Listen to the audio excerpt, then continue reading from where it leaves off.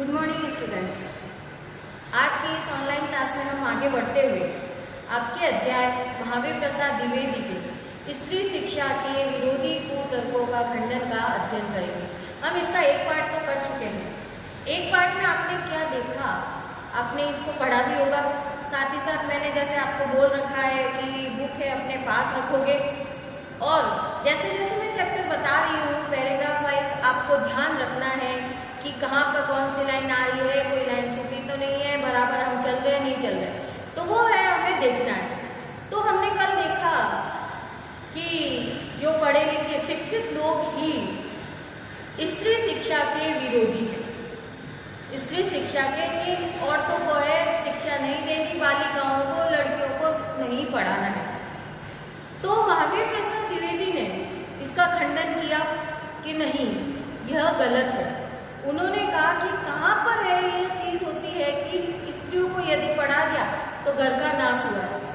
फिर यहाँ पर जो आपके उदाहरण आया था शकुंतला का आया, शकुंतला और दुष्यंत का।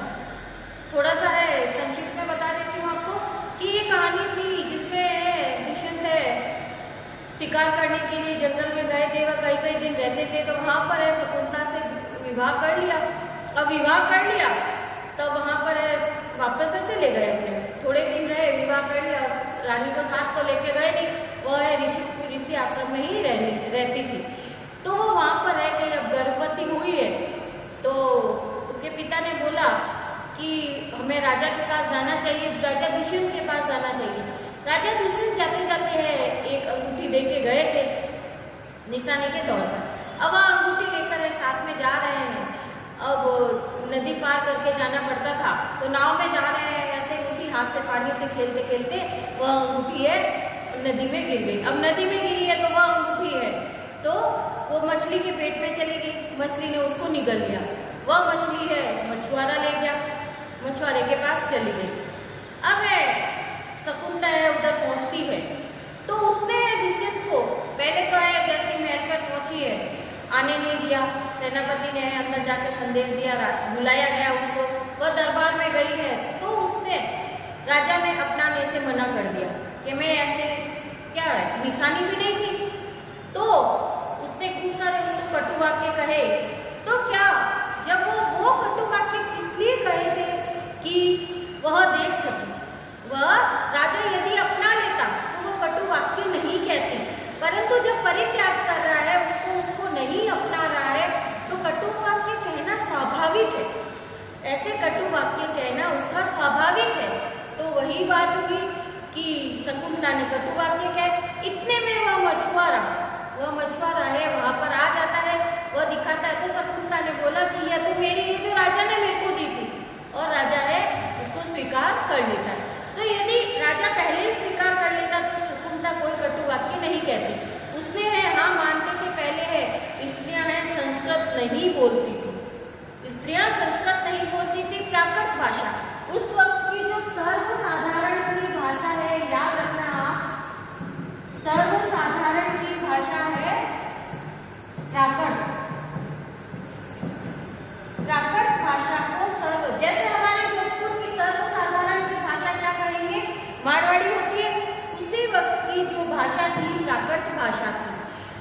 तो प्राकृत भाषा में है उसने सारे कार्य। अब जैसे कि प्राकृत भाषा यदि अनपढ़ों की भाषा है तो बौद्ध धर्म और जैन धर्म, आपने ध्यान रखा होगा बौद्ध धर्म और जैन धर्म के जो ग्रंथ रचे गए हैं वह भी तो सारे इसमें है, वह भी तो सारे प्राकृत भाषा में ही रचे गए हैं। तब इस प्राकृत भाषा को हम अनपढ़ों की भाषा कैसे कह सकते हैं? हम इसको अनपढ़ों की भाषा नहीं कह सकते। हाँ, फिर आता है कि स्त्रियों के लिए वही है नाटक वगैरह में भी सब है प्राकृत भाषा। क्यों? सर्वसाधारण की भाषा होने के कारण प्राकृत भाषा को मान्यता मिली हुई थी, सभी बोलते हैं। हमारे जैसे है हम सभी है मारवाड़ी बोलते हैं जोधपुर में रहने वाले, तो वही है जो उसी प्रकार प्राकृत भाषा भी सर्वसाधारण की भाषा थी। फिर आगे बढ़ते हैं कि स्त्रियों के लिए कोई विश्वविद्यालय वगैरह नहीं थे और कोई भी कार्य है इस तरह से नहीं होते थे कि कोई नियमबद्ध प्रणाली नहीं थी स्त्रियों को पढ़ाने के लिए वगैरह। तो उसी का उदाहरण है विमान का भी है। कौन सा विमान के लिए कोई नियम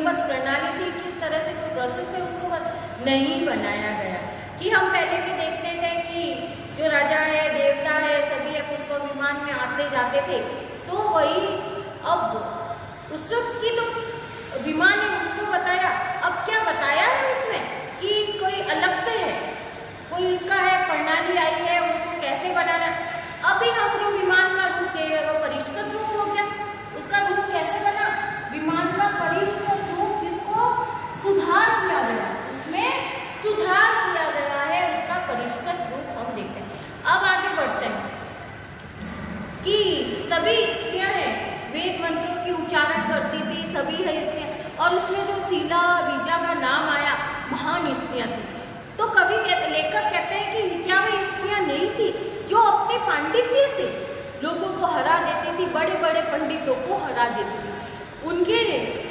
उनके अनुसार स्त्रियों को, जो भारत की स्त्रियों को क्या सिखाया जाता था उस वक्त कि कुमारिकाओं को चित्र बनाने चाहिए, नाचने गाने, घर का कार्य करने, सब है, हाथ उठने लिखने पढ़ने, पर सब कार्य तो आज्ञा थी उनको उस वक्त। क्या है? सब कार्य करने की आज्ञा थी, सिर्फ पढ़ने लिखने की आज्ञा नहीं थी। अब उसको माने भी कौन? फिर भी कई स्त्रियां हैं बहुत ही पढ़ लेती थी। अब यहाँ पर आया अत्रि की पत्नी का आया, उसने अपने व्याख्यान दिया था। गार्गी का आया, मंडल मिश्र की पत्नी का आया। तो वो क्या करती थी? इतने बड़े शंकराचार्य जो थे, ऋषि, बड़े ऋषि थे, उनके भी छक्के छुड़ा दिए। तो ये क्या सब पढ़ने का अपराध नहीं है, वो उनका गुण था, वो उनमें विद्वता थी, वह विद्वान स्त्रियां थी। वह क्या थी? विद्वान स्त्रियां थी, और वे पुरुषों का बराबर मुकाबला करती थी। तो ये दुराचार नहीं हुआ, ये दुराचार नहीं है, न ही पढ़ाने का फल है। अब एक लाइन है, ये आपको ध्यान देना है, आपके लाइन आई है, स्त्रियों को पढ़ाना कालकुट यानी जहर है। कालकुट यानी जहर है। स्त्रियों को पढ़ाना है, कालकुट है, जहर है। और पुरुषों के लिए पीयूष का दूध, और पुरुषों के लिए क्या करना है? पुरुषों के लिए पीयूष का दूध। इस लाइन को समझना है, कई बार लाइन आई है बेटा।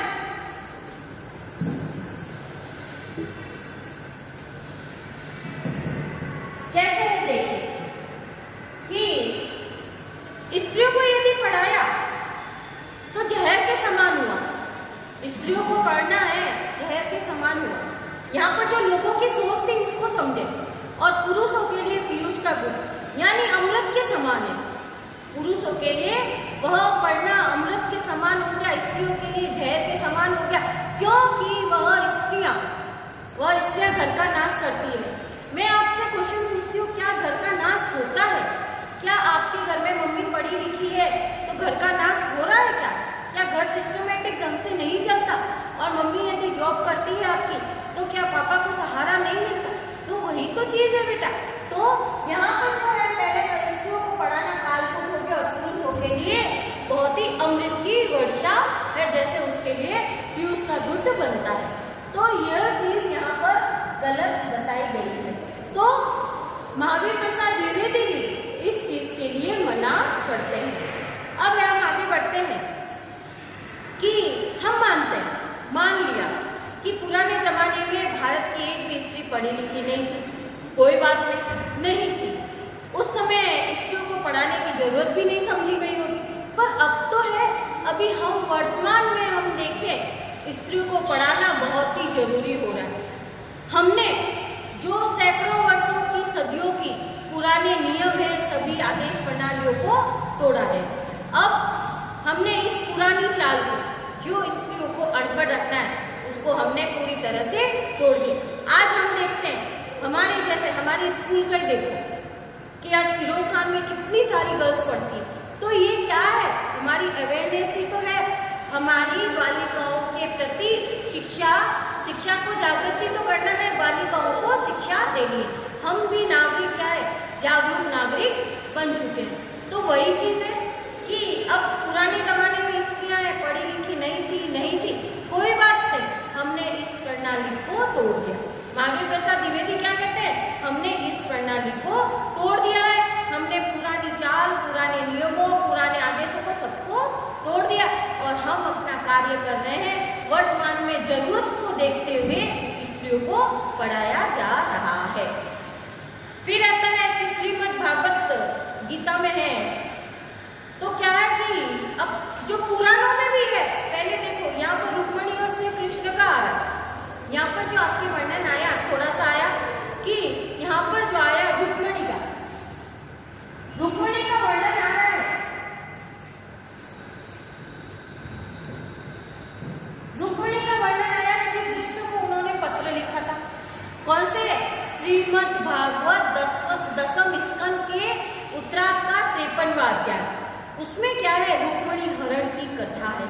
रुक्मिणी हरण की कथा में क्या है कि श्री कृष्ण रुक्मिणी का हरण करके चले जाते हैं। अब उनके भाई ने है रुक्मिणी का है कहीं पर दूसरी जगह विवाह है तय कर दिया। श्री कृष्ण है रुक्मिणी से शादी करना चाहते थे, रुक्मिणी भी श्री कृष्ण से ही शादी करना चाहती थी। तो दोनों ने रुक्मिणी ने क्या किया? अब वो श्री कृष्ण को पत्र भेजा, श्री कृष्ण को पत्र भेजा कि ऐसा ऐसा है, पूरी कथा लिखकर भेज दी कि मेरा भाई है, मेरी शादी कहीं और, रुक्मिणी जो है शादी कहीं और कराना चाहता है और मैं आपसे विवाह करना चाहती हूँ और श्री कृष्ण आप में। तब वहां पर है श्री कृष्ण आए थे और रुक्मिणी का है हरण करके ले गए और रुक्मिणी से विवाह किया था। तो वही क्या उसको उस वक्त हम देख सकते हैं आज किस वक्त की, आज त्रेता युग की बात है उस वक्त की। तो पुराणों में भी लिखा हुआ है कि रुक्मिणी ने खत भेजा था। क्या लिखा हुआ है? रुक्मिणी ने श्री कृष्ण को पत्र भेजा था एक ब्राह्मण के हाथ। तो हम कह सकते हैं क्या उसने पत्र भेजा तो वो क्या अनपढ़ है, अल्पज्ञ है, गंवार है?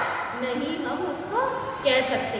तो वही है कि पुरानी बातें जिस तरह से हम पुराने ढर्रे को लेकर बैठ जाएं तो ऐसा कुछ भी नहीं है। पुराने जमाने में भी तो जो पुराने युग थे उसमें भी स्त्रियां पढ़ी लिखी थी।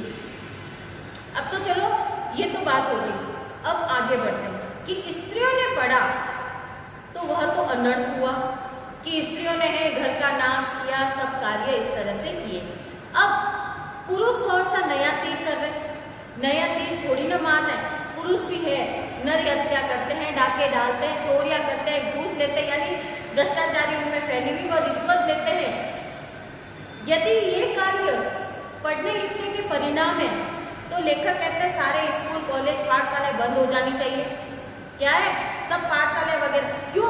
पुरुष ही तो ऐसा कार्य कर रहे हैं। क्या है?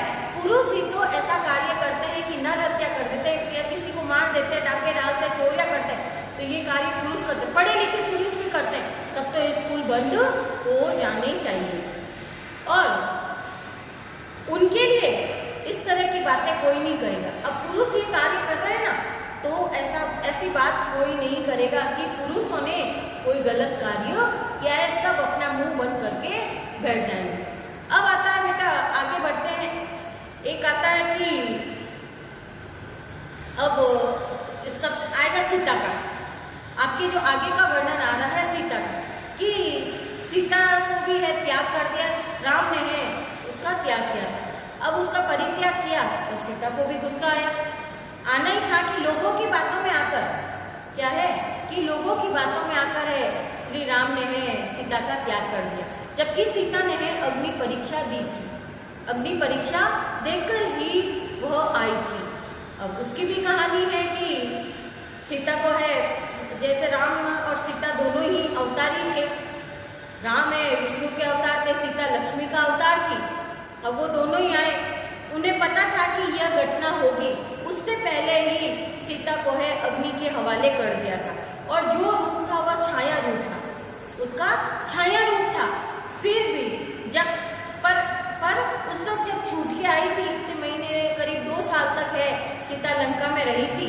और उस वक्त जब वह छूट के आई है तो सीता राम के पास आने से पहले उसने दूर से ही फिर है वहां पर है अग्नि जलाई गई और सब लोगों ने, इतनी वानर सेना है पूरी उन्होंने देखा कि किस तरह सीता माता अग्नि में प्रविष्ट होकर अग्नि से बाहर निकली है।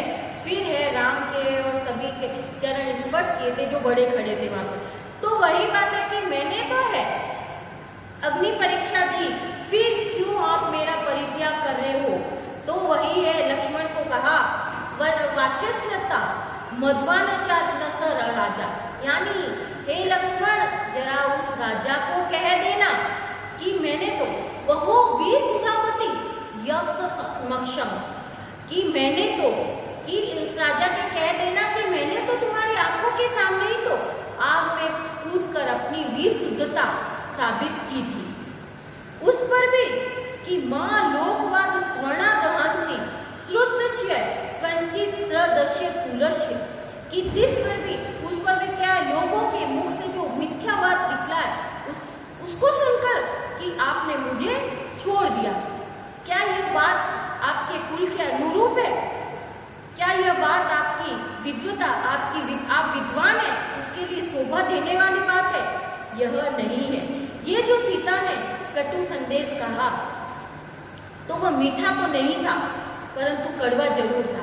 राम को है बहुत ही कड़वा लगा था, पर क्यों नहीं कहे जब सीता का है परित्याग कर रहे हैं।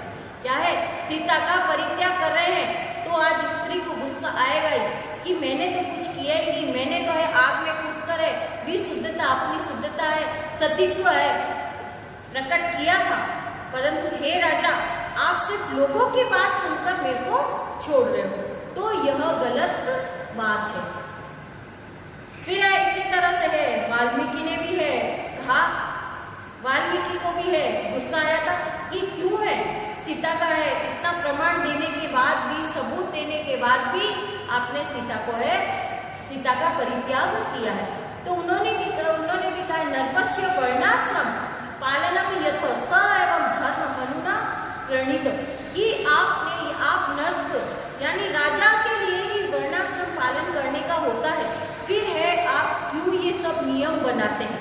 फिर क्यों ये नियम बनाते हैं? नियम कायदे आप सभी बना रहे हैं।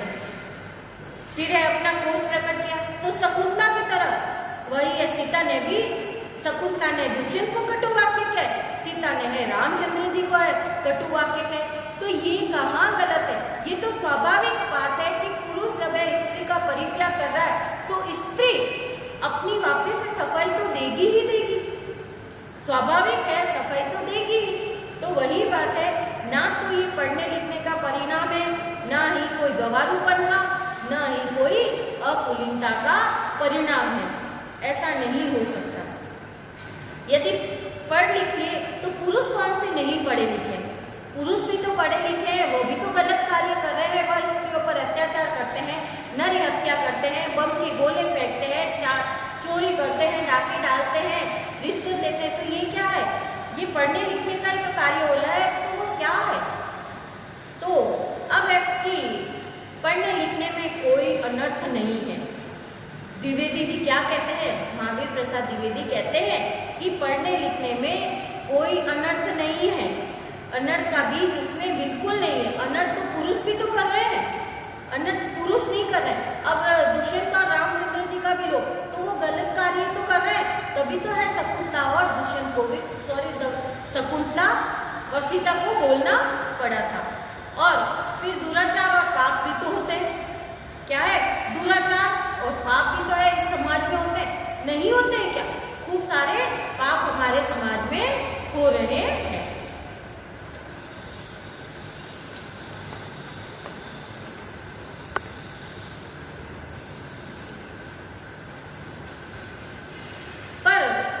फिर भी लोग कहते हैं कि पुराने जमाने में ना तो स्त्रियां पढ़ती थी, ना उन्हें पढ़ने की मालूमियत थी, यानी वह कुछ भी है, कोई उन पर है रोक मनाही न थी। या तो इतिहास से हम देखते हैं कि जानबूझकर लोग धोखा देते हैं, ऐसा कुछ भी नहीं है कि स्त्रियों को नहीं पढ़ाना है, नहीं करना है।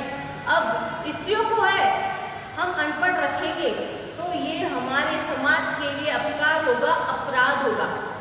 क्योंकि आज हम देखें समाज में स्त्री और पुरुष बराबर होते हैं, उनका रेशियो जो होता है, आज हर घर में देखो स्त्री पुरुष बराबर होते हैं। तो हम स्त्रियों को यदि अनपढ़ रखेंगे तो ये समाज की उन्नति में बाधा होगी। द्विवेदी जी अपनी बात रखते हुए क्या कहते हैं कि यह यदि हमने स्त्रियों को नहीं पढ़ाया, अब पुराने जमाने में तो क्या होता था क्या हमको उससे कुछ भी लेना देना नहीं है। क्या है? कुछ भी लेना देना नहीं है। परंतु यदि हमने स्त्रियों को रोक नहीं बढ़ाया, उनको रोका, तो हमारे समाज की उन्नति में बाधा है। अब देखिए, शिक्षा बहुत ही व्यापक शब्द होता है। शिक्षा से क्या है? शिक्षा एक अपने आप में ही खूब सारा अर्थ लिया हुआ है। शिक्षा से आचरण, व्यवहार, हमारा सब कुछ, हमारा स्टेटस वगैरह सब कुछ बनता है। आज आप देखो, आप एक मजदूर को देखो और आज एक पढ़े लिखे IAS ऑफिसर, चलो IAS ऑफिसर नहीं देखे, साधारण से जो पढ़ा लिखा है शिक्षित व्यक्ति को देखो, दोनों की बातचीत का तरीका अलग होगा। उसमें है सभी प्रकार के मैनर्स होंगे, जबकि एक अनपढ़ में इतने नहीं होते। तो शिक्षा एक तो खूब व्यापक शब्द है। उसमें क्या है? सीखने की योग्यता। उसमें शिक्षा का अर्थ क्या हुआ? सीखना। शिक्षा का अर्थ है सीखना, और शिक्षा में ही खूब सारे हमने विषय में समावेश कर लिया।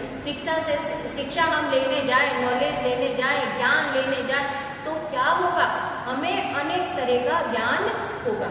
तो पढ़ना लिखना भी तो शिक्षा के ही अंतर्गत है, तो वही है। और देश की जो शिक्षा प्रणाली है, हम कह सकते हैं अच्छी नहीं है। क्या कहें? आज की जो वर्तमान की शिक्षा प्रणाली अच्छी नहीं है। अब स्त्रियों और पुरुषों के लिए बराबर शिक्षा दी जा रही है, और वह शिक्षा कहाँ तक काम आती है हम नहीं कह सकते। आज है मेरा मानना है कि हम यदि व्यावसायिक शिक्षा दे, वोकेशनल एजुकेशन सभी को दे, कि 10th तक तो चलो आप पढ़ लिया, फिर आगे की दे, तो सभी के हाथ का हुनर आ सकता है। तो हमें द्विवेदी जी की बात बताती हूँ कि द्विवेदी जी ने बताया कि शिक्षा बहुत ही व्यापक शब्द है। उसमें सीखने योग्य अनेक विषयों का समावेश हो सकता है। पढ़ना लिखना भी उसी के अंतर्गत आता है। उस देश की क्या है, हमारे देश की शिक्षा प्रणाली को उन्होंने अच्छा नहीं बताया। इस कारण यदि कोई स्त्रियों को पढ़ाना अनर्थकारी समझे, तो उस प्रणाली में हमें संशोधन करना चाहिए। तो हम देख भी रहे हैं, अगले साल से है तो हमारी नई शिक्षा नीति आ गई है। देखो, मोदी जी ने अलग अलग बनाया है, तो अब कुछ भी हम कह नहीं सकते क्या होगा क्या नहीं होगा। जब हमारे सामने वह नीति आएगी तब हमें पता चलेगा। आज है 86 के बाद से हमारी वापस नई शिक्षा प्रणाली आई है, तो उसी में है संशोधन किया है। अब लड़कों की कौन सी शिक्षा? स्त्रियों के लिए तो कहे कि वह शिक्षा प्रणाली अच्छी नहीं है, तो लड़कों के लिए कौन सी अच्छी शिक्षा प्रणाली है? क्या है? शिक्षा प्रणाली अच्छी नहीं है तो स्कूल कॉलेज सभी बंद कर दिए जाए, और लड़कियों के लिए अलग से शिक्षा प्रणाली में संशोधन कर देना। उन्हें क्या पढ़ाना है, कितना पढ़ाना है, किस तरह की शिक्षा देनी है, कहाँ पर, तो वो हम उस बातों पे हमें बहस करें नहीं करें, यह कुछ भी नहीं है। ये सिर्फ सुनी सुनाई बातें हैं। ये द्विवेदी जी कहते हैं कि ये सिर्फ बेटा सुनी सुनाई बातें होती है, उससे कुछ भी गलत नहीं होने पर। आज स्त्री यदि पढ़ रही है तो एक स्त्री पढ़ेगी तो उसकी आने वाली 7 पीढ़ियां पढ़ेगी, क्योंकि वह आगे से आगे शिक्षा चलती जाएगी। कि आज है आपकी है नानी पढ़ी हुई, आपकी मम्मी पढ़ी हुई, आपकी सिस्टर पढ़ेगी, वह भी तो उसके अपने बच्चों को पढ़ाएगी, तो अपने आप ही शिक्षा आगे से आगे एक पीढ़ी से दूसरी पीढ़ी में जा रही है। और पुरुष क्या करते हैं? नहीं है, इतना पढ़ाए या नहीं पढ़ाए उनकी कोई भी इच्छा नहीं है, परंतु एक स्त्री का अपने आप का अनुभव होता है और वह कार्य आगे से आगे चलता जाता है।